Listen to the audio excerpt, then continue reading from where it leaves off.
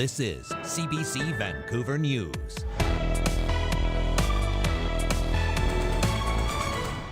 The slowness and the bureaucracy. It's got a lot of heart, and we're not going away. Of mounting delays trying to rebuild the community 3 years after it burned to the ground. Plus, we know the battles he's gone through with cancer, and we know that he is going to do that again. former Premier John Horgan is diagnosed with cancer for a third time, currently in hospital in Germany, where he's been serving as Canada's ambassador. Plus, when we saw the safe supply, I was like, wow, like this is really, really happening. We believe that these are safe supply. just how many prescription pills are being diverted to the street and sold illegally? CBC goes in depth following the trail of a drug bust on Vancouver Island. Hello, I'm Tanya Fletcher. Thanks for joining us. Nearly 3 years have passed since wildfire wiped out Lytton, destroying hundreds of homes.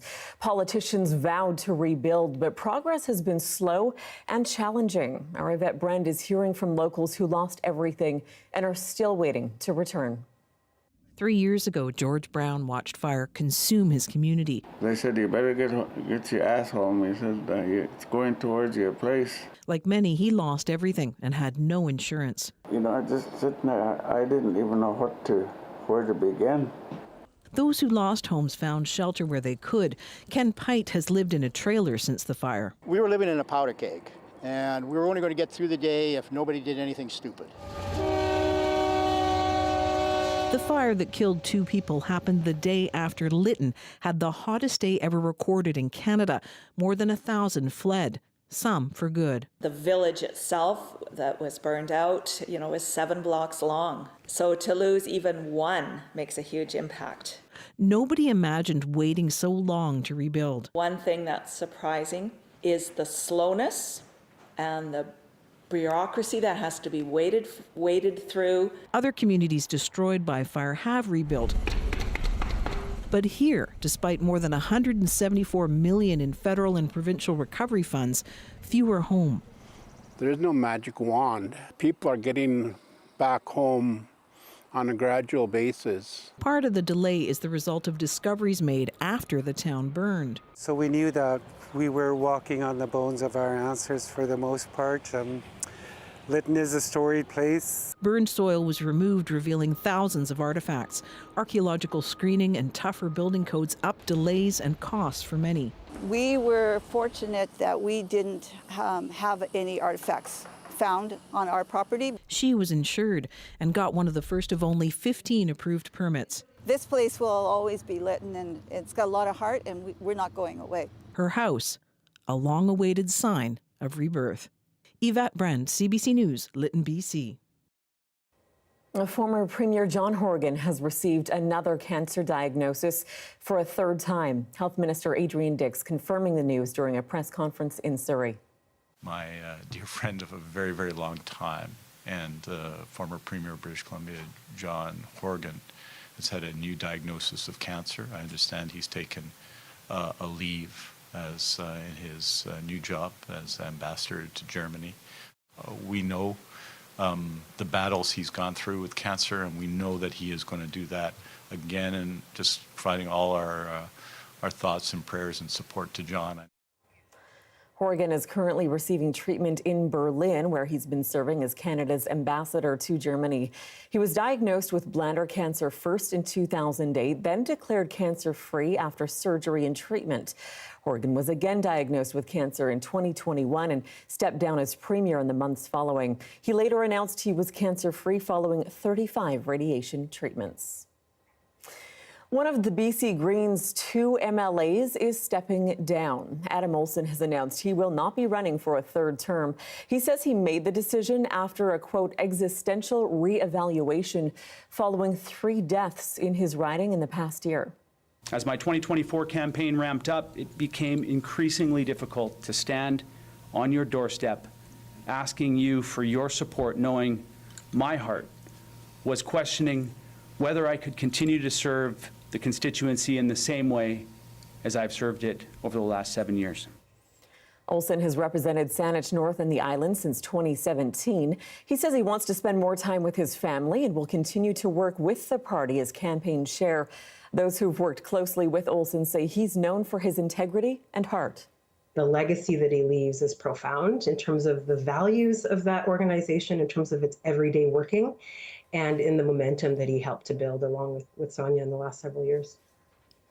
The Green Party's remaining MLA leader, Tanya Fletcher, now is moving to Victoria from the Cowichan Valley and running in a different riding in the fall election. She's expected to have a tight race against incumbent NDP MLA Grace Lohr. They are prescription pills meant to help deal with BC's deadly toxic drug crisis. But police say an alarming number of safer supply drugs are ending up for sale illegally on the streets.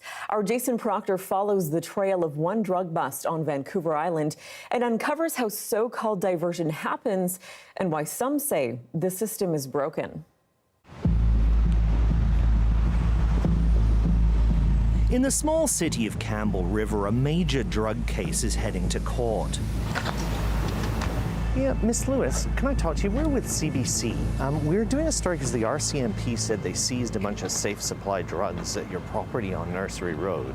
It's a bust that surprised police because some of the drugs were meant to solve the opioid crisis. We wanted to talk about safe supply. I guess how the drugs are making their way apparently out of the safe supply into... The system's broken. What do you mean? Tell me, though. What do you mean by the system's broken? The system she's talking about is safe supply, prescription pills meant to replace toxic street drugs like fentanyl. But police say an alarming amount is being sold on the streets, a process known as diversion. There's been at least 2 files that I'm aware of where we've said to the Crown Council that we believe that these are safe supply. Inspector Jeff Preston heads Campbell River's RCMP detachment. Earlier this year, they seized a huge amount of fentanyl, coke, and methamphetamine, along with 3,500 safe supply pills. Those pills become a currency, or can become a currency, if you were so inclined to trade them. And then those pills, wherever they come from, what currency do they have beyond then that next step? Well, the individuals that are purchasing all the pills up, they're trafficking them to new clients. From the outset of the Safe Supply program, even advocates of safe supply acknowledged some drugs would end up on the street. The hydromorphine is being resold by the user. But the extent of the problem is the subject of hot debate. Powerful heroin-like drugs that are paid for by tax dollars and have funded a black market for fentanyl and killed so many people. This fight against evidence-based programs that are actually saving lives just has to stop. People are dying, but not for the reasons they're giving. There's been a lot of debate about the effectiveness of the Safe Supply program and the degree to which safe supply drugs are winding up in the middle of the illicit drug market. But what there hasn't been in the middle of this debate is a lot of facts. That's why we came to this courthouse in Campbell River to unseal this search warrant.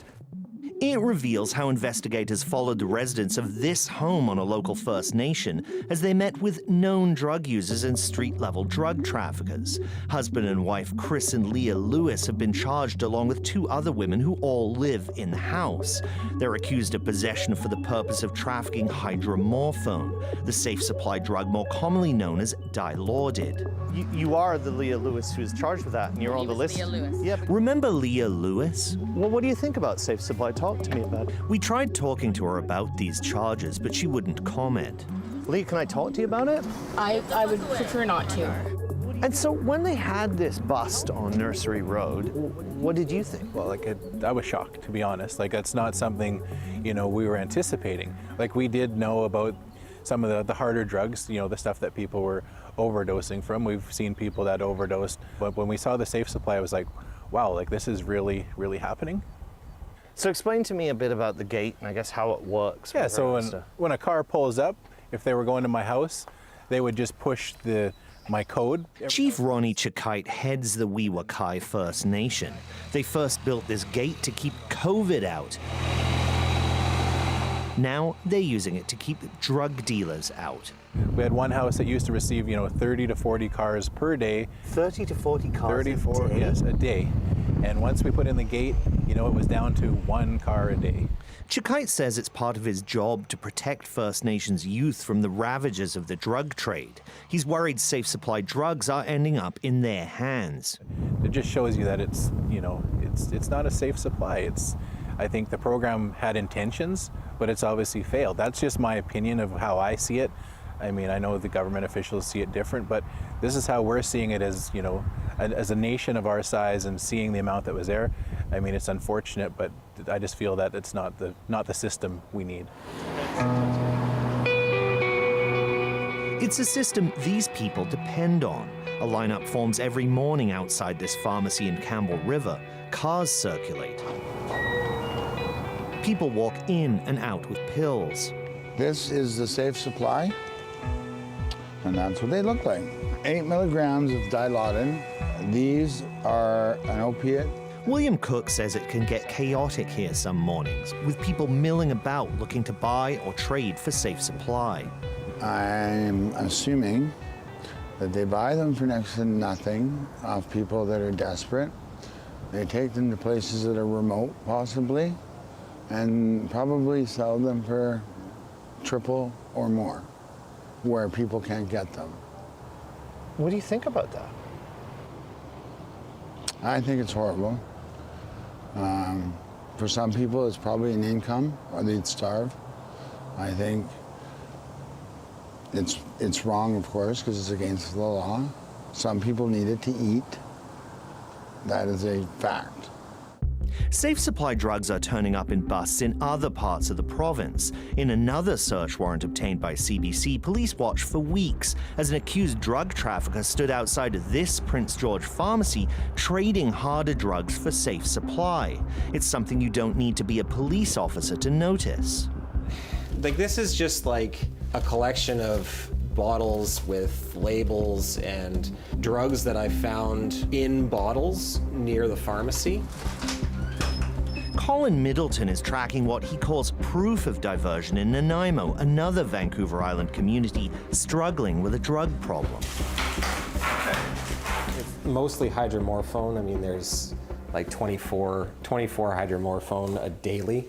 He heads a public safety group, and he's collected dozens of empty pill bottles outside a pharmacy dispensing safe supply a few blocks from his home.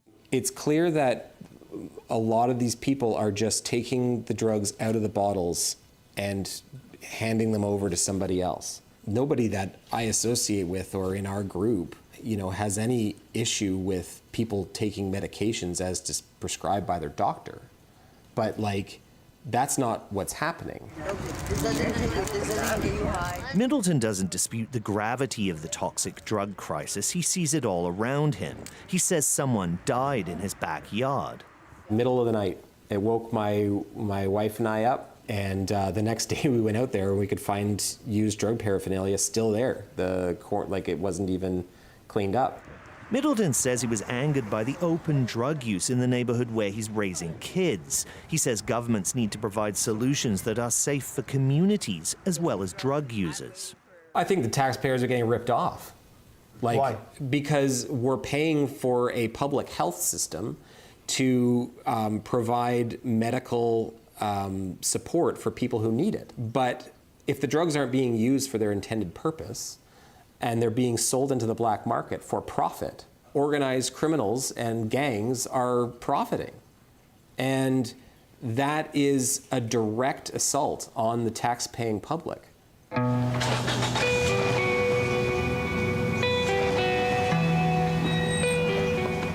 We didn't come to Campbell River to debate the merits of safe supply. It's been a lifesaver for many. Last year, toxic drugs killed 47 people in this small region. These are Dilaudid 8 milligrams. I get 10 of them a day, so I take 2 every 4 hours. Shauna Adams says these pills are getting her back to a normal life. She says she'd never sell them. Do you ever see people hanging around the clinic trying to get them from people? Yeah. How much does that happen? Every day. Every day? Every day. Like in what kind of way? What happened? Just hang around and ask for them. Ask if you're selling your pills, if you want to trade your pills, every day. Every day. How does that make you feel? It bothers me. It just bothers me that they care more about making money than other people's safety. That's what really bothers me. Adams has 2 young boys. She wants to be around to watch them grow up. She says she doesn't want anything to do with diversion. I kind of just don't listen to it because I don't want to be a part of it. So. Okay. How come? Like. Because I'd rather live than die. That clearly makes sense, but yeah, I don't want to cheat the system here. I like my doctor. I don't want to lie to her. So if I don't need these, why am I on them? We wanted to look beyond arguments about safe supply and actually drill down into the circumstances of a case where police say safe supply pills are showing up in the middle of the illicit drug stream. And, you know, really, it's crucial to bear in mind that underscoring all of this is a toxic drug crisis that in British Columbia alone last year killed more than 2,500 people. Jason Proctor, CBC News, Vancouver.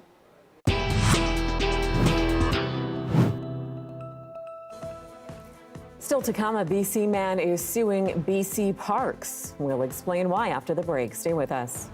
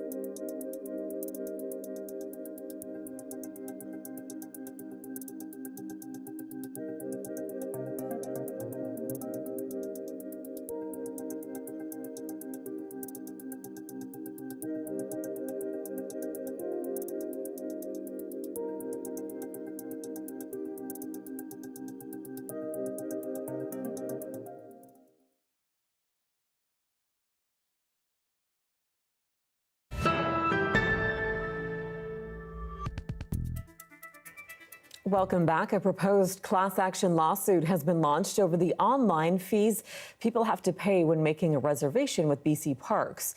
The lawsuit alleges this fee violates the Federal Competition Act, something known as either double ticketing or drip pricing. Consumers expect to pay the initially advertised price. And when corporations add on a fee at the end, they're not allowed to do that, and that constitutes price stripping in breach of Section 52, or at least that's the allegation in the pleading. The lawsuit claims BC Parks has intentionally misled customers by advertising a lower price, then applying the reservation fee at the end of the purchasing process. The lawsuit still needs to be certified as a class proceeding to move forward. BC Parks has yet to file a response.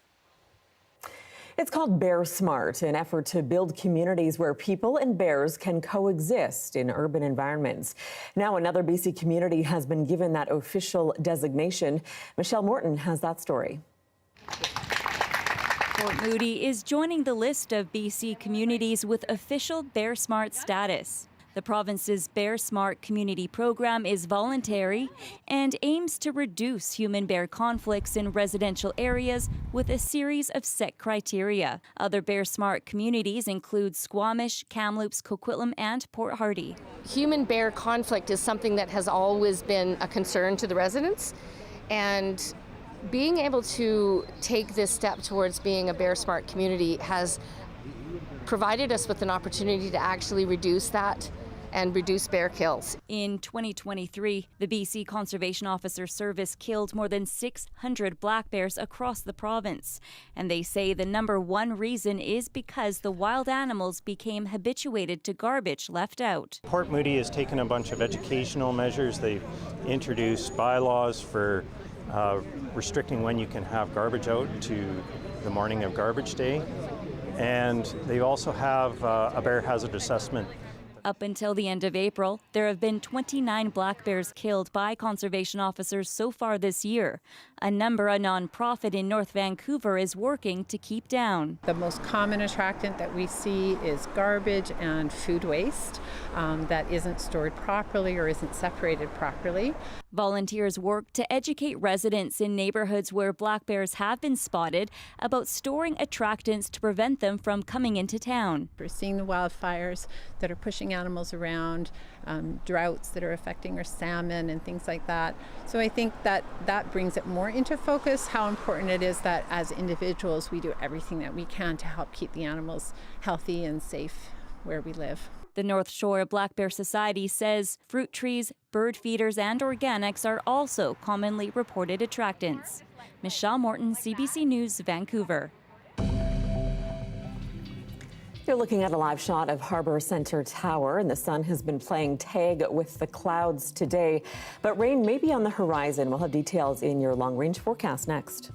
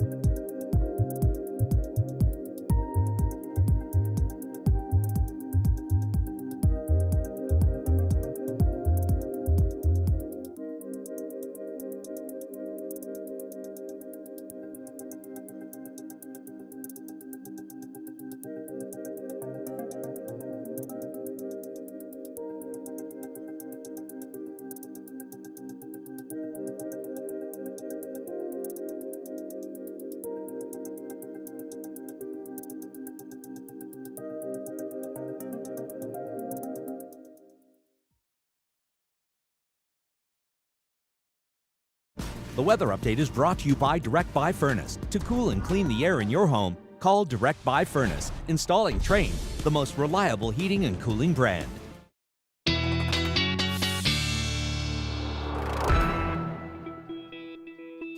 And time for a look at the forecast. Let's bring in our Darius Madavian. Darius, it's been kind of an equal mix of sun and clouds so far this week. Any rain coming? Yeah, we've got a couple days of showers on the way, Tanya, and then we're entering a bit of a dry stretch, but it's not the sort of summery sun heat that I think people are probably hoping for at this right now. It's going to be sort of a couple degrees below seasonal, cloudy, but just no rain. So I know kind of in the middle, what we don't want at all. Now, let's take a look at what's happening. You can see this cloud is already built in across much of southwestern BC. Going to continue building overnight tonight into tomorrow. We start to see some precipitation at times building onto parts of the island. In the morning, it doesn't make its way to us here in Vancouver until the afternoon. Now, it could be as early as 1 p.m., could be, just afternoon. It could be a little bit later in the day, but at some point in the afternoon, probably going to get a little bit wet. It continues overnight into Thursday, but then breaks off at times. By Thursday morning, though, we start to see some more consistent rainfall across parts of Vancouver, likely on the North Shore for the most part, but in other places as well. And that continues right into the late in the day Thursday before we start to dry up again. And then Friday, maybe getting a little bit of a more mixed day, mix of sun and cloud rather than just pure cloud and pure rain. Now, across the province, it's a pretty similar story. We continue to see lots of precipitation that will be heavy in a few places at times. Not going to be these exact locations, but gives you an idea of where we might see some storms and those sorts of things pop up. So a little bit of precipitation coming to much of the interior, which is going to be welcome news. Later in the week, and we get into the weekend, there may also be some precipitation spreading up to the northeast. And that's good news in terms of our fire danger in particular. You can see some of that cooler, wetter weather has brought the fire danger down in a few spots, but especially in the south where it has been low, it remains high. So maybe some of that precipitation, some of those storms will help alleviate that a little bit. In terms of temperatures, falling tomorrow, falling again on Thursday, then starting to recover as we get into Friday. So a little bit of warmer weather on the way after we get through these showers. Tomorrow, plenty of storms across the board and lots of cloud building in across much of BC, so be ready for that. And it's the same story here in Vancouver, where I have a not very summery forecast to show you. Some sun on Friday and some rain. Good for the flowers. To quote Dan. We'll go with that. It is still June after all. Thanks, Darius. Thank you. And that is your late news for this Tuesday, June 25th. For news anytime, anywhere, download the free CBC News app. You can always find us online as well. We're at cbc.ca/BC. Your next local newscast is on the early edition. That's on CBC Radio 1 starting tomorrow morning at 5 o'clock. Thanks for being with us. Good night.